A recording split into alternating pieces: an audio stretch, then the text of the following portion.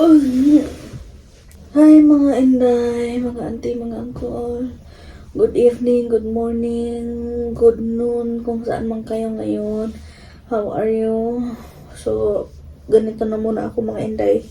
Mag-intro ng aking vlog kasi pagod si Inday Heart kasi dito sa mga inday, dito na ako sa condo. Nakabalik na kami dito ng safe sa condo mga day. Galing sa Bual. So, dito na lang ako sa bed ko mga inday. Mag-share sa inyo sa mga na-experience, sa mga pangyayari namin dalawa ni Dudong noon doon sa Bual na first time. For 5 years mga inday kasi nag-meet kami ng 2019.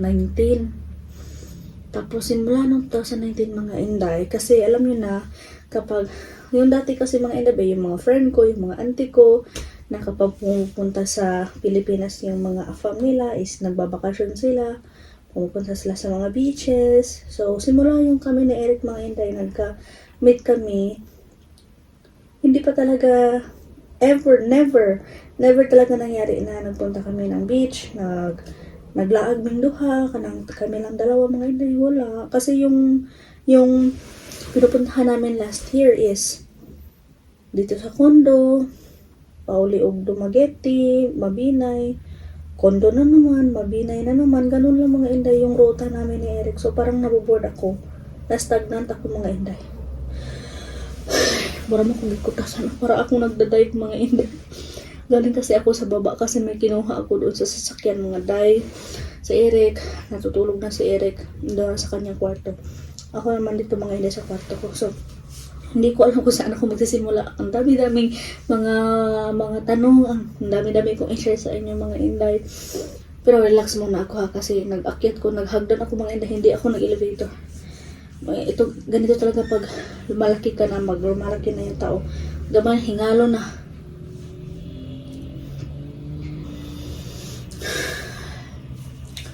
Ayan. So, nung first vlog na na-share ko niyo mga inday, kung nakikita niyo sa video na yon, itong video na to, please click that one. Yan yung first day, or yung day na yan is papunta kami ng Bual. Sa Eric yung nag-drive.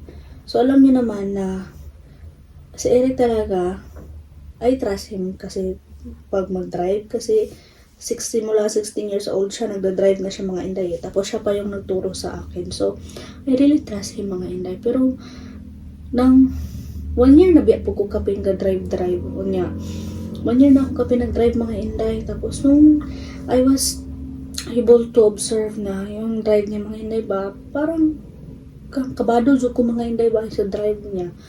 Ayun nga, nakalitra siya liko na walang signal light, tapos dali siyang liko. Kasi sa Amerika parang hindi masyadong traffic eh. Siguro hindi niya tinitingnan niya maayos talaga. Numeris siyang liko. So i-accept naman mga inday na kasalanan niya na time na yun. So okay na yun mga inday kasi naguna kami. So doon sa Bual, first morning, hinatid niya ako sa Chili Bar doon sa drop-off kasi nag-diving ako mga inday. So may nag-comment sa dive ko nung past video na in-upload ko mga inday. May nag-comment doon na sabi niya, there's no way daw na makapag-dive ako, I can hold my breath longer underwater kasi imposible daw. So may nag-comment. So AI daw yung video ko na lumalangoy ako sa mga sardines sa kaselan ng tubig. Actually mga inday, hindi po siya AI kasi hindi ko po alam kung paano gamitin yung AI. AI. Ganun basta robot daw yung mga inday. So hindi ko alam kung paano yung gamitin. So sa akin po is hindi pa ako nag-enroll ng free diving lesson, marunong na po akong lumangoy kasi lumaki po ako na mahilig talaga ako sa tubig.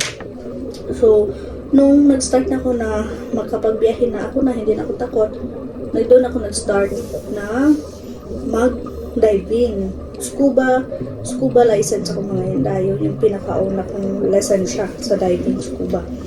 Pero yung sinubukan ko yung freedive kasi parang yung freedive mostly parang thrilling siya kasi it's holding your breath. Testing talaga mga inday ba na i-challenge mo yung self mo kung hanggang kaya, hanggang kung saan ka kaya. So, doon din sa Bual mga inday, nag first freedive ako, wala pa akong lesson. Sabi ng dive master ko. Kasi siya din yung dive master ko dati, mga inday. Yung first dive ko talaga. Sabi niya, ang laki na improvement mo, ma'am. Kasi nung dati, nag-dive ako. Kakalubog ko pang sa tubig. Umakyat na ako kasi I'm out of air. Wala na akong hangin, mga inday ba. Pero ngayon, naranasan ko, I can stay, basta relax talaga akong mga inday. Relax ako. Wala akong masyadong iniisip. Relax yung mind ko, yung body ko, mga inday. I can hold my breath underwater for 13 meters to 15 meters for 2 minutes. So, gusto kong i-challenge ko yung self ko, mga inday, na mas deeper at saka mas longer pa, mga inday. So, bilhan ako ni Eric ng mask, goggles at saka belt at saka fins. Kasi gusto ko na talaga noon dati pa, mga inday, na ako talaga yung bumili, pero gusto ni Eric na siya yung bumili. So, I want to challenge myself and I want to practice more kasi may swimming pool naman dito, mga inday. So, hindi po siya AI, ma'am, at hindi po siya robot. So, nag-training lang po talaga ako. Nag-training. Yung 3 months kong travel is the more talaga ako nasa tubig. So, the more ko na-practice yung breathing ko. Holding breath. Tsaka yung pag-feeling talaga, relaxation. Pagka second day, mga inday, nag-diving ulit ako. Si Eric naiwan kasi may nagtatanong na naman sa inyo na sana sinama mo si Eric. Hindi ko siya pwedeng isama, mga day, kasi doon sa Mualbual, yung mga lugar na papasukan doon, mga inday, lalo na sa mga restaurant at saka sa mga bar-bar, hindi talaga gano'n ka-decente. Yung talagang parang big restaurant, mga inday. Parang ito ba yung kaayo na alam mo yung taong ito, mga inday, ayaw na madumihan yung sapatos niya. Doon sa Mualbual, kapag sinamahan niya ako, madudumihan yung sapatos niya. Kasi nga, malapit sa tubig. Yung mga tao dumadaan doon, so basa yung daanan. So, sinabi ko sa kanya, it's muddy. Pag sabi ko muddy, hindi na daw siya susama sa akin, mga inday. So, dinapok niya nga ako doon. Tapos, nag-walking lang siya sa iyaharang kaulay ng mga day. So, at least, hindi naman siya yung nabubor doon kasi nag-explore din siya sa place. Ang ano ko lang, mga inay, nawo-worry ko nung first day namin kasi nag-walking siya, na nagdo-dive ako, na hindi ko alam kung saan siya pumunta. Baka ano mangyari sa kanya, mga inday ba. Pero nag-enjoy siya kasi siya nga yung nakakita ng ng spot na yun, yung beach na yun. So ayun na, mga inday. Pag the second day, lumabas kami, nag-walking lang. Naghanap kami ng restaurant para mag-lunch. Sabi niya, "Are you happy?" Masaya ba daw ako na first time namin dalawa na magkasama? Sabi ko, oo, masaya ako. Pero sa totoo lang talaga, mga inday, ako talaga sanay ako mag-travel na ako lang isa. Pero yung kasama ko na siya, mga inday, ang hirap. Honestly, nahihirapan ako. Kasi, alam nyo, sanay ako sa mga inato lang, mga inday ba, yung hindi talaga papunggahan, hindi talaga kalakihan yung gastos ko, mga inday. Tapos yung kapag may desisyon ako, walang pakialam yung iba kasi ako lang isa. So nung kami dalawa sa Mualbual, mga inday, napansin ko na kahit kunti lang, misunderstanding na, wala nang imikan, tahimik na lang. Tapos pagka ilan ng 20 minutes, okay na, balik na naman, hindi na pag-uusapan. Pero yung kahit na very simple lang, mga inday ba, pinagtatalunan pa namin. Away kami, tapos okay naman, parang away, pati kami, mga inday. Pero iba talaga kasi kapag gusto kong pumunta doon sa beach na yun, mga inday, pupunta ako. Pero kay siya, sabi ko na gusto kong pumunta dito. Ayaw ko. Parang may hinder, mga inday ba? So, hindi madali para sa akin. Pero, nakikita ko sa kanya, mga inday, na he try his best talaga na makisama sa akin. Kasi, alam nyo, open naman talaga kami ni Eric sa sitwasyon namin sa edad namin. Talagang sobrang layo. Talagang sobrang layo na, lalo na yung mga hobby ko is tubig. Siya, mga inday, allergic talaga yan sa tubig. I will tell you honestly, ha. Kapag naliligo yan, hindi yan ligo na kagaya sa atin. Hindi yan bumubuhos ng tubig, mga inday. Yung ligo sa kanila, nagkukuha lang yan ng panyo. Nilalagyan ng tubig at sabon. Ginaganon, mga inday. Tapos, hugasan yung panyo, itapog balik. Yun lang. Pero hindi talaga ligo sa atin. Tapos, yung buhok niya, mga inday, yung ulo niya, kung dili mo na ko na siya sabihan kag tubig mga inday, di ko na siya maligo. Hindi talaga maliligo yan si tao na yan mga inday. Kaya sabi ko sa kanya, oh, did you wash your kuan ka ng ulo? Sabi niya, ma, gusto kong gawin yung gusto kong gawin mga inday. So, binabayaan ko na lang siya kasi kanya yung nakasanayan nila sa kanila mga day. So, ako, adjust ako dyan. Pero, naisip ko talaga ba, sige kay, mabot yung panahon, liguon yung tikag tubig, daghan, kuskusan yung tikag maayo. Alam mga inday, dyan na, accept ko na mga day, dyan talaga ako pupunta ba. So, ayun na, nagakad kami sa daan. Sabi niya nga, are you happy? Sabi ko, oo. Pero, I'm very honest with you, na may pagkakataon there sa time na, it's very hard. Because you know, when you travel alone, you don't care about other people's opinion or thoughts. It's all about you. But I'm so happy. So parang naano siya ka. Nag-expect na dahil siya mga inday na sabihin ko sa kanya na, yes, I'm so happy. Na ganun ba?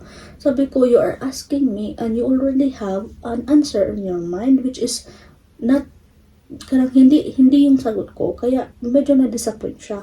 Sabi ko I'm just being honest with you and I want you to be honest with me kasi alam ko na hindi talaga niya gustong mga bagay na ito na mag-gala-gala, pero he's trying his best. Sabi niya, yes, oo, buti nakita mo. Sabi, oo, nakita ko na ginawa mo talaga ito para sa akin, para ka para ba may banding din tayo ba na kahit na hindi mo na gustong gawin. So, nakikita ko nag-effort siya mga inday. So, sabi niya, gusto pa rin niya makaka-on or gusto pa rin niyang maka-learn how to lumangoy para daw kami dalawa. Tapos sabi niya mga inday, kapag nag-free dive ka ba, napaisip mo na sana yung partner mo is marunong lumangoy tapos mag-free dive kayong dalawa na mag-picture kayo sa tubig.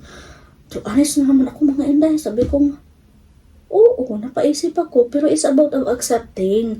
So, hindi ko na pinush yung sarili ko na, oo, sana ganyan ka. So, inabi ko sa kanya na, oo, sometimes napaisip ako. Kasi may nakikita akong mga couple na ganon. Pero it's about accepting. I don't need you to compare sa mga ibang taong mga inday. Sinabi ko yan sa kanya. Sabi niya, thank you. Oo, ganun.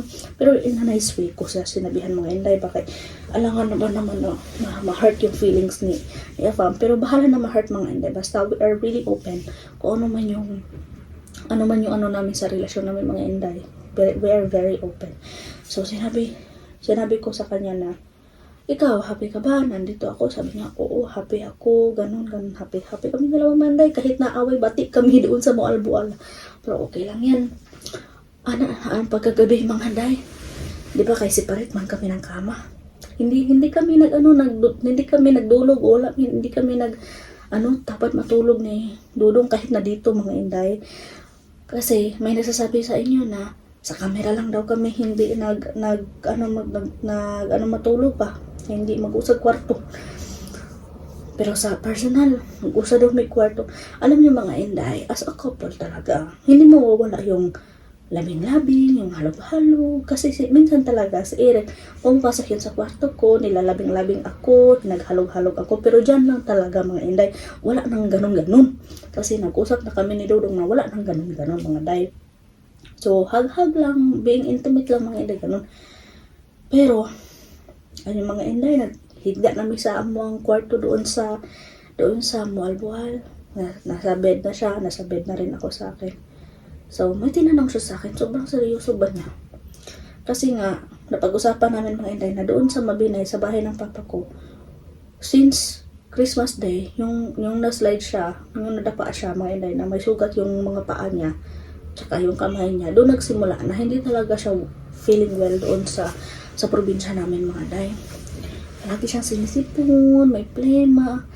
Grabe, para tulog siya, mag-walking siya mabuntag, tapos pagbalik, tulog na naman. So, para siyang luya kayo dito mga inday pa sa amo.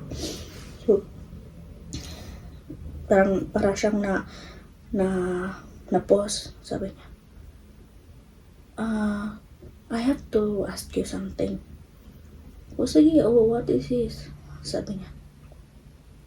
We know that ang edad ko namin is he will not be 66 forever.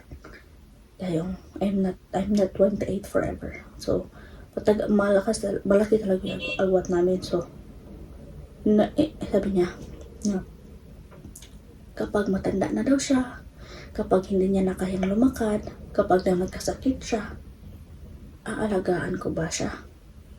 So, parang na-post po kumain parang na-post ako ng bigla. So, hindi ako nagsabi ng oo, hindi din ako nagsabi ng hindi. Yung sinabi ko lang sa kanya na, why did you ask? Kung yung sa mabinay tayo o yung mga past years na nagkasakit ka, binabayaan ba kita? Sabi niya, hindi. O di same lang, ganun yung hindi ito. Nakasmile yung mukha niya. Sabi ko, bakit mo naman yan natanong? Sabi niya, kanang since na, honestly mga inday, nung nagkabalikan kami ngayon, we are more open na. Hindi na, kasi dati, hindi parang akong gilikayan ba? Parang, ano man Tagalog, basta ka mo nang bahala. Parang I'm trying to get out the reality of our life, ganun mga inday. Yung nagkasama kami. Nung una kasi mga inday, parang I'm trying to get out the reality of our life lalo na sa edad namin mga inday ba. Pero this time na nagkabalikan ulit kami mga day, so we are very open na i-share kung ano mo yung to sa isa't isa. So, ayun nga, yung una mga inday, sinabi ko nga sa kanya na matanda ka na, bakit mo pa ako pinursu? Kasi 'di ba ako yung gustong ako talaga yung nakipag-break sa kanya mga inday. Tapos ayaw niya akong tantanan, gusto niyang another chance. So sinabi ko sa kanya na, kasi may best friend siya. Sabi ko nga, posible naman talaga na 20 years na kayong magkakilala ng best friend mo, tapos yung best friend mo single, walang asawa, tapos close silang dalawa mga inday. Sabi ko, posible naman na hindi kayo nagkagusto sa isa't isa. Sabi niya, yung best friend ko, alam niya na mas gusto ko younger. Kaya pala, pinurso mo talaga ako. Sabi niya, oo. Tapos, sabi ko, bakit ako? Bakit talaga na gusto mo talaga ako? Sabi niya, kilala na kasi kita at we are very close to your family. Ganun mga inday. So, talagang accept na ako mga inday. Slowly by slowly, everyday.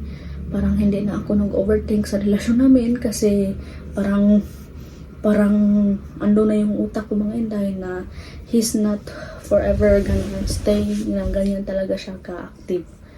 So, yun lang, maging caregiver na lang talaga ako pagdating ng panahon mga inday. But it's okay kasi hindi naman talaga kaya ng konsensya ko na pabayaan siya ngayon na andito siya sa Pilipinas mga day.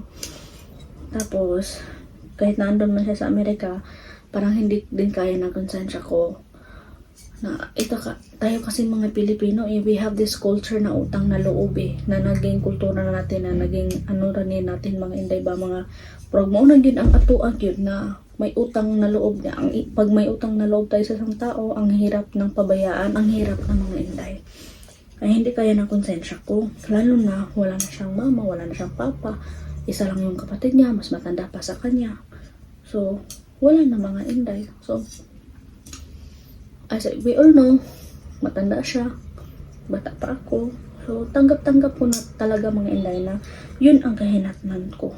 Kaya nga, ngayon, hanggang hindi pa na nangyayari yung mga ganong bagay, gusto ko manang mag-enjoy habang makalakad pa siya, habang active pa siya mga inday. Kung gusto ko muna makapag-enjoy na mag-travel kahit sa ibang bansa na maiwan-iwan ko pa siya. Kasi darating talaga ang panahon na hindi ko na siya maiwanan kasi kailangan niya na ng kaagapay sa buhay, lalo na kapag hindi na niya kaya mga day. So, may yung nataranta man jud ko mga inday doong nakadisgrasya kami ba, yung dumiretso siyang liko nga nakabangga na may motor. Ito yung sasakyan namin, dalawang kasada dito mga inday. Yung motor, ang lakas ng motor, tapos bigla siyang lumiko. Di ba day ang motor ni salpok sa amin. Kung ano mga inday, buti lang ang motor dito sa Tumoy Region kinakaanagamay ba, konti lang yung damage namin. So, may nabasa ko yung mga comment, yung mga inday may nagsabi na na delikado na sa edad ni Eric na mag-drive kasi there are times siguro daw na baka matuyo siya o makatulog sa biyahe. And iba ang driving dito sa Pilipinas kaysa sa US. So nung kanina mga Inday, ako na ang nag-drive, sabi ko sa kanya. Tapos kapoy ka Inday, ang kuan pa kaiba ka ng I'm so tired mga Inday kasi nga kaninang umaga nag-dive pa ako ng 3 to 4 hours nag-dive. Tapos pagbalik ko sa hostel, nag-impake mga Inday. Tapos akala ko tutuyuhin ako, pagod ako, pero sabi ko ako na lang ang mag-drive. I will be your diver. Katawa siya mga Inday kasi parang may trust issue na ako ba. So since na tinignan ko sa mapa, hindi na kami bumalik dito sa Oslo na mag-travel papunta ng Cebu. Dumiretso na kami dito sa sa ibaba, sa itaas. Dumiretso na kami mga Inday kasi mas malayo kung babalik pa kami. So nag-drive ako na 3 hours straight. Sabi ko, sige matulog ka lang dyan mga Inday. So ayun, ako yung nag-drive for 3 hours straight mga Inday. Okay yung drive ko. Hindi siya taranta, hindi rin ako nataranta, wala talaga, sobrang soft yung drive ko mga Inday. Pagdating namin dito mga Day, nasa city na kami, gusto siyang mag-drive. Ipa-drive na ako mga Inday. Ala, na-trauma na po ko mga Inday. Uy, kay mukalit man siya, mangilog man siya mga Inday niya pag traffic. Kasi traffic dito sa Imol. Papunta kami ng Imol, traffic dyan mga Inday kasi may daan na inaayos. Sabi ko, uy, pumunta ka dun kasi para makatipas ka ba? Sus, kay layo pa gani mga Inday mo, tipas naman siya din. Niya lang kasi ng sakyanan. Sabi ko nga, doon ka pumunta. Sabi niya, I'm the driver. Huwag kang dyan. Tumahimik na lang ako mga Inday kaysa naman magkasagutan na naman kami. Tapos palagi kong naisip sa sarili ko na, he's a good driver kasi since 16 years old, nag-drive na siya. Okay, pero hindi talaga mga Inday. Uy, hindi, imbis na sumasakay ka sa sasakyan, makarest ka, makapiyong ka, kanang kalma ka, pero parang yung buong kaluluwa mo buhay na buhay kung ano mangyari sa pagdadrive niya mga Inday. So ngayon naanday siya sa city 2 beses, hindi na lang ako nagsabi mga Inday, yung tahimik na lang talaga ako kay murag bastos po siguro sa iyaha ba na dugay na kaya siyang matagal na siyang nagdadrive. Tapos ganyan yung reaction ko. So pinipilit ko yung sarili ko mga Inday na hindi mag-act or hindi siya sabihan kasi parang basig babasto siya mga Inday. But anyway, he already knows how I feel. So doon sa nangyari na yun mga Inday. So ngayon dawatin na lang ang aking kapalaran sa buhay ko dito ni Eric Williams. So ay mga Inday, hindi na ako mag-overthink kasi kapag mag-overthink ako mga Inday, mas lalo lang gugulo ang isip ko, mas lalo akong mas-stress. So nagutom ako mga Day kasi wala akong paniod to. Yung nag-dive ako mga Inday, nag-start ako dive alas 7, tapos yung dive naman alas 10. Yun pa yung pag alas 11 nag-breakfast at saka nag-lunch ako mga Inday. So the rest of the time wala na akong kain until ngayon. So magluluto na muna ako ng konting panihapon. Sabihan ko si Eric kung gising ba siya, kung kakain ba siya mga Inday. So but anyway, dito na muna ako magtatapos sa video ko mga Inday. Sobrang daldal ko. Ang daldal ko na. Pero anyway mga Inday, thank you so much kasi nagbabasa ako ng comment. So for those mga comment na hindi ko po na-replyan, pasensya na po. Pero those comments naman po na nagbabasa akin, thank you pa din kasi andyan pa rin kayo, nagbabasa akin. Patuloy lang kayong mag-bash. Patuloy lang kayo. But anyway mga Inday, thank you so much for your time and please comment down below and please wag pong kalimutan i-share ang video na ito or ano man yung mga suggestion nyo, mga comment nyo, at huwag din kalimutan mag-subscribe. Thank you mga Inday and God bless.